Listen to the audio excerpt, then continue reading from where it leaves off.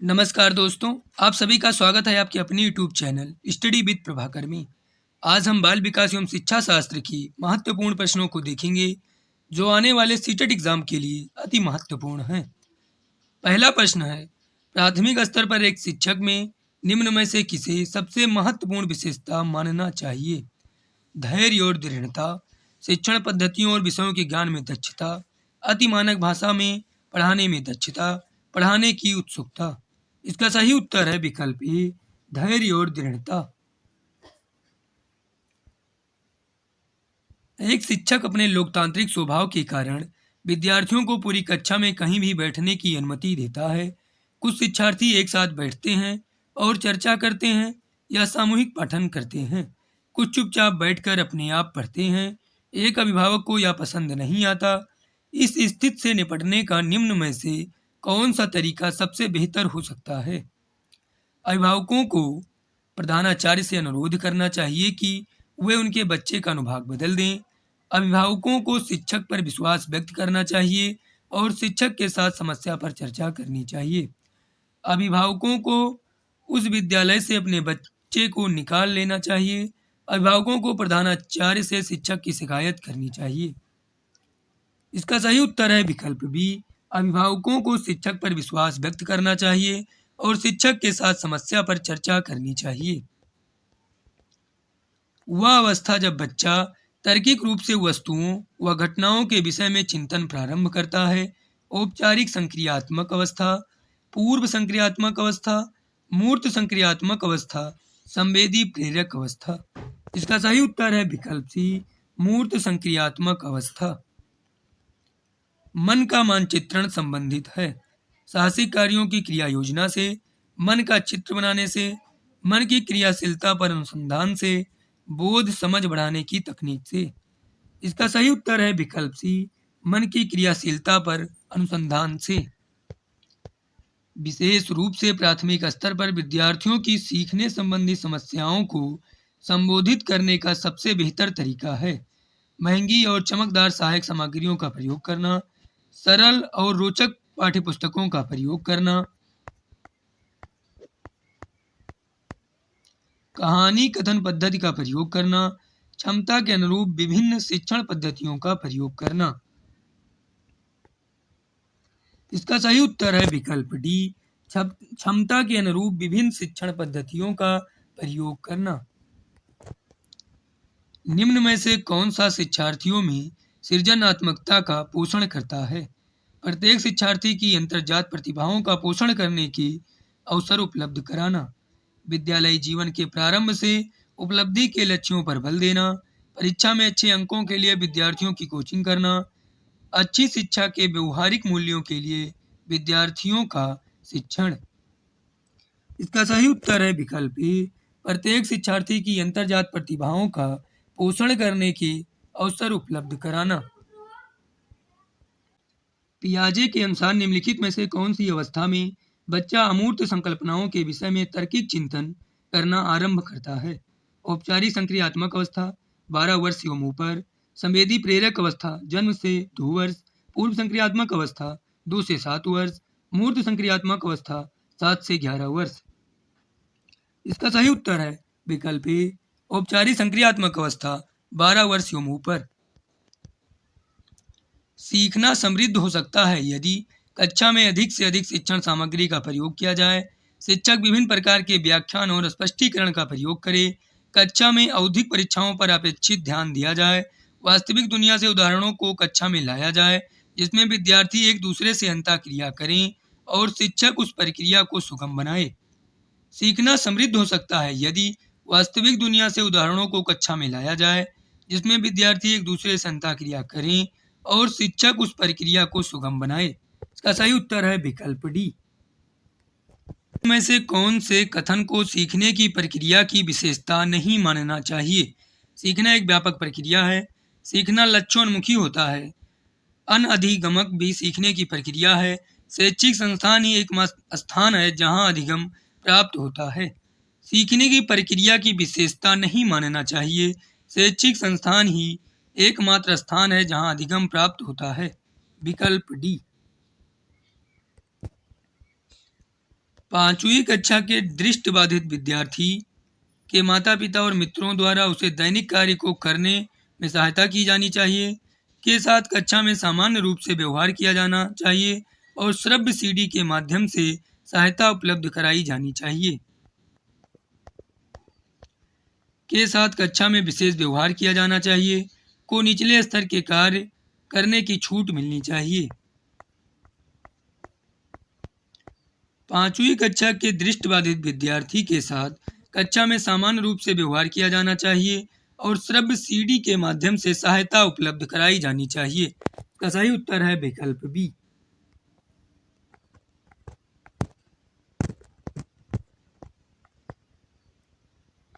निम्न में से कौन सा बच्चे की सामाजिक मनोवैज्ञानिक आवश्यकताओं के साथ संबद्ध नहीं है? संवेगात्मक सुरक्षा की आवश्यकता, शरीर में अपशिष्ट पदार्थों का नियमित रूप से बाहर निकलना, सानिध्य संगति की आवश्यकता, सामाजिक अनुमोदन अथवा सराहना की आवश्यकता। इसका सही उत्तर है विकल्प बी, शरीर में अपशिष्ट पदार्थों का नियमित रूप से बाहर निकलना। वह कौन सा स्थान है जहां बच्चे के संज्ञानात्मक विकास को सबसे बेहतर तरीके से परिभाषित किया जा सकता है? विद्यालय एवं कक्षा पर्यावरण, सभागार, घर, खेल का मैदान। इसका सही उत्तर है विकल्प ए, विद्यालय एवं कक्षा पर्यावरण। डांट डांट को एक अभिप्रेरित शिक्षण का संकेतक माना जाता है। शिक्षक द्वारा दिया गया उपचारात्मक कार्य, विद्यार्थियों द्वारा प्रश्न पूछना, कक्षा में एकदम खामोशी, कक्षा में अधिकतम उपस्थिति। विद्यार्थियों द्वारा प्रश्न पूछना को एक अभिप्रेरित शिक्षण का संकेतक माना जाता है। इसका सही उत्तर है विकल्प बी। निम्न में से कौन सा बुद्धिमान बच्चे का लक्षण नहीं है? वह जो परवाहपूर्ण एवं उचित तरीके से संप्रेषण करने की क्षमता रखता है, वह जो अमूर्त रूप से सोचता रहता है, वह जो नए परिवेश में स्वयं को समायोजित कर सकता है, वह जो लंबे निबंधों को बहुत जल्दी रटने की क्षमता रखता है। इसका सही उत्तर है विकल्प डी, वह जो लंबे निबंधों को बहुत जल्दी रटने की क्षमता रखता है, बुद्धिमान बच्चे का लक्षण नहीं है। बच्चे दुनिया के बारे में अपनी समझ का सृजन करते हैं, इसका श्रेय डाट डाट को जाता है। पावलोव, कोहलबर्ग, स्किनर, पियाजे। बच्चे दुनिया के बारे में अपनी समझ का सृजन करते हैं, इसका श्रेय पियाजे को जाता है। इसका सही उत्तर है विकल्प डी।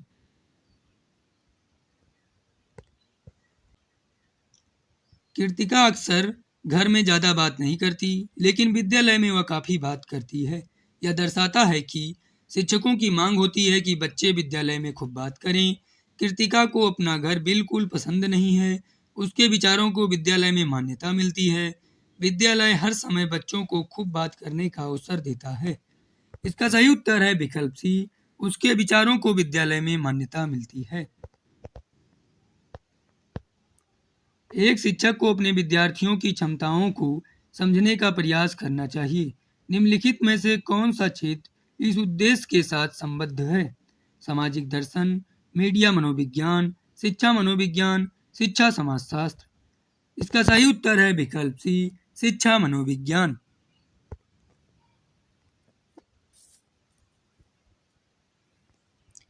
सीखने की प्रक्रिया में अभिप्रेरणा पिछले सीखे हुए को नए अधिगम से अलग करती है, शिक्षार्थियों को एक दिशा में सोचने के योग्य बनाती है।